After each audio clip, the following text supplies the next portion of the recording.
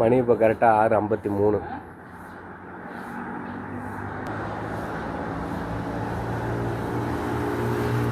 சூரியன் மறைஞ்சிக்கிட்டு இருக்கு. நிச்சயனாக்கா கூட்டிகிட்டு இருக்கு. தம்பி வேலை முடிஞ்சு வந்து உட்காந்துருக்கான்.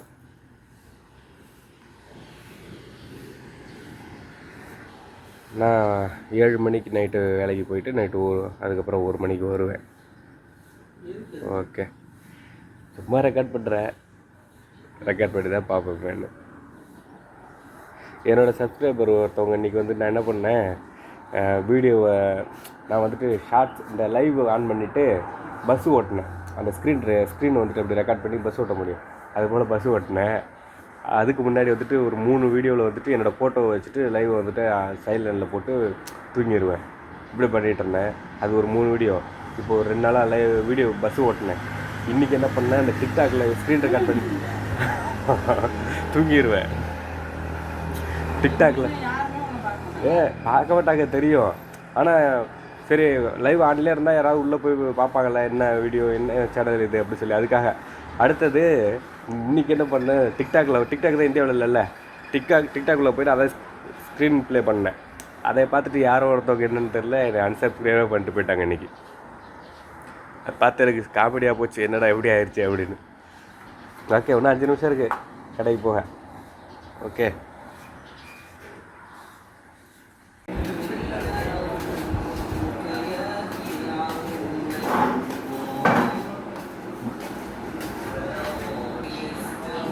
வேலை போயிட்டுருக்கு.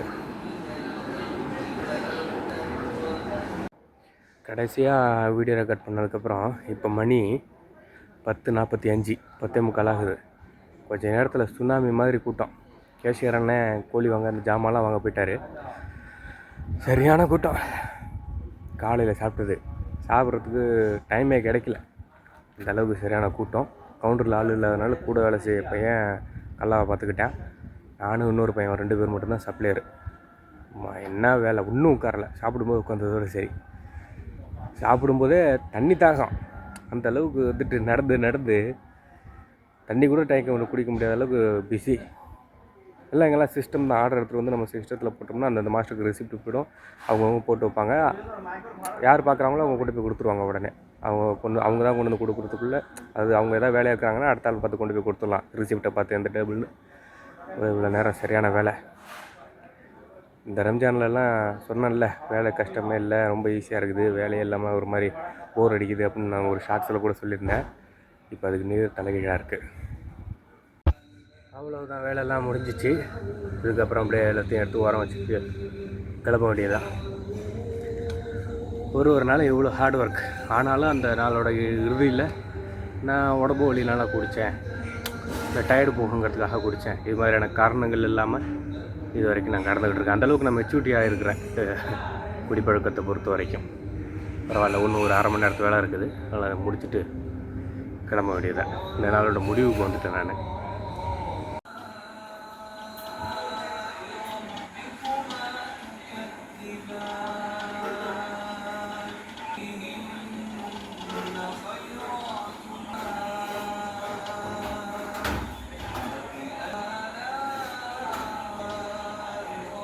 நான் அப்போவும் அப்படி தான். எங்கேயாவது சும்மா உட்காந்துருக்கும்போது ஏதாவது ஒரு இடத்துக்கு போய் வெயிட் பண்ணுறேன்னு வச்சுக்கோங்களேன்.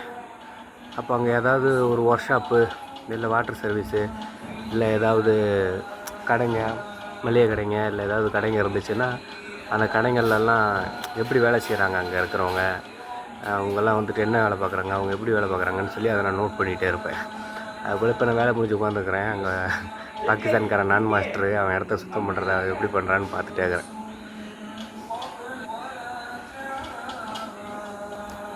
இப்போ அவன் இடத்த மட்டும் ஏற்கனவே மாப் போட்டு முடிச்சாச்சு எல்லா பக்கமும். அவன் இடத்த மட்டும் அவன் தனியாக அவன் வந்துட்டு மாப் போட்டால் தான் அவனுக்கு ஆறுதலாக இருக்கும். அவன் அப்புறமா மாப் போடுவான். அதுபோல் அவன் தொழில் அந்தளவுக்கு அவன் நேசிக்கிறான். மற்றபடி என்ன, அவ்வளோதான். இந்த நாள் முடிஞ்சிச்சு. இந்த நாளில் பெரும்பாலான பகுதின்னு சொல்ல முடியாது. சாயந்தரம் 7 மணிக்கு மேலே எனக்கு நேரம் கிடைக்கும் போதெல்லாம், நேரம் கிடைக்காட்டி நானாக ஒதுக்கி என்னோடய சிந்தனைகளை பூரா நான் பகிர்ந்துக்கிட்டேன். இனிமேல் அது போல் நான் பண்ண முயற்சி பண்ணுறேன். நான் ஏற்கனவே அது போல் யோசிச்சுருக்கேன். அப்போல்லாம் நான் வந்த புதுசு. அப்போல்லாம் எனக்கு வந்துட்டு ஒன்றுமே தலைகால் புரியாது. இப்போ ஃபுல்லாக வேலையில் தான் கவனத்தை செலுத்துகிறேன். இப்போ நம்ம வேலையில் ஒரு திறமையான ஆளாக மாறிட்டோம் அப்படின்னும்போது நம்மளால் நேரத்தை உருவாக்க முடியும். ஓய்வு நேரத்தை வேலை செய்யாமல் உழப்ப முடியும். ஓபி அடிக்க முடியும் என்னோட மாதிரி. ஆனால் அதெல்லாம் பண்ணுறதில்ல. ஆனால் நான் சொல்கிறேன், எனக்கு வந்துட்டு தெரியும் பாத்ரூம் போகும்போது, அதாவது மைண்ட் வந்துட்டு நம்ம நினச்சதை செய்ய முடியும். நான் இப்போ ஒன்று நினைக்கிறேன்னா அதை வந்துட்டு நான் பேச முடியும். அப்போ அப்படி கிடையாது. என்னோடய கவனம் பூரா வேலையிலேயே. பாத்ரூம் போகும்போது வேலையை நினச்சிட்டே போவேன். அப்புறம் சாப்பிடும்போதும் வேலையை நினச்சிக்கிட்டே இருப்பேன். இப்போ அப்படி கிடையாது. வேலை புரிஞ்சிருச்சு எனக்கு வேலை. அதனால் நான் எதுவுமே பயப்பட தேவையில்லை. டக்குன்னு நான் வேறு மைண்டில் நான் சிந்திக்கணுன்னாலும் சிந்திச்சுட்டு திரும்ப என்னால் சடனாக வேலையில் கவனத்தை செலுத்த முடியும். ஃபஸ்ட் அப்படி கிடையாது. புதுசு இல்லை. அதனால் சொல்கிறேன். நான் இப்போ ஏதாவது என்னோடய சிந்தனைகள் வந்து வரும்போதோ, இல்லை நான் வந்துட்டு என்னோடய ஓய்வு நேரத்துலேயோ எனக்கு ஏதாவது தோணுதுன்னும் போது நான் நேரம் ஒதுக்கி ஏதாவது ரெக்கார்ட் பண்ணணுன்னா நான் பண்ணிவிட்டு திரும்ப என்னோடய வேலையில் என்னால் கவனம் செலுத்த முடியும்னு நான் சொல்ல வரேன். ஓகே, இன்றைக்கி கூட நான் குடி இல்லாமல் 2வது நாள்.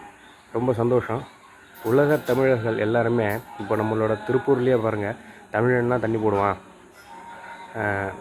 தமிழாள்னாலே தண்ணி போடுவாங்கப்பா. திங்க செவ்வாயெல்லாம் வரமாட்டாங்க. சின்ன ஞாயிற்றுக்கிழமை திங்கக்கிழமை வரமாட்டாங்க.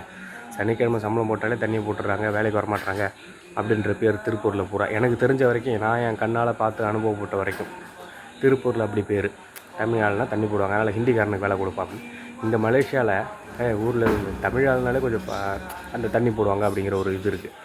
அதனால் பங்களாதேஷ்காரனுக்கு ஒரு முக்கியத்துவம் இருக்குது இங்கே. அதுபோல் தான், அதாவது வேலையில் நம்ம ஆளுங்க நல்லா திறமையாக செய்வாங்க. ஆனால் அந்த தண்ணி பிரச்சனை, தண்ணி போத பழக்கம் உடையவங்களாக இருப்பாங்க. இதை நம்ம எப்படி மாற்ற போகிறோம்? என்னால் முடிஞ்சது, நான் வந்துட்டு இந்த வெளிநாட்டில் இருந்து நான் ஏற்கனவே செய்த தவறுகளை மாற்றி, நான் ஒரு தமிழன் தான், நான் வந்துட்டு குடி இல்லாமல் கடைசி வரைக்கும் இருந்துட்டு நல்ல முறையில் வேலை செஞ்சுட்டு போனால் பண்ணுற பேரை நான் அந்த மலேசியாவில் உருவாக்க முயற்சி பண்ணுறேன். இன்றைக்கோட 2வது நாள். நம்மளும் அதே போல் நீங்களும் முயற்சி பண்ணுங்கள். நம்ம இனத்துக்கு பேரே தமிழ்னா தண்ணி போடுறவங்களா இருப்பாங்க அப்படிங்கிற ஒரு வரலாறை நம்ம க்ரியேட் பண்ணுறோம். அப்படி இல்லாமல் அதெல்லாம் மாற்றி நம்ம வந்துட்டு ஒரு ஒழுக்கமான ஒரு இனமாக நம்ம வந்துட்டு வரலாறில் இடம் பிடிக்கணும். திரும்ப வரலாறை தப்பாக மாற்றி எழுதிடக்கூடாது, இந்த போதை வஸ்துக்கள்லாம் பெருகி வர்றதுனால. சரி, ஓகே நண்பர்களே, குட் நைட். இன்றைக்கோட குடி இல்லாமல் 2வது நாள் வெற்றிகரமாக கடந்து முடிச்சாச்சு. ரொம்ப சந்தோஷம். ஓகே, இது ஒரு புதிய முயற்சி. டெய்லி இது போல் நான் வீடியோ பதிவு பண்ண முயற்சி பண்ணுறேன். ஓகே.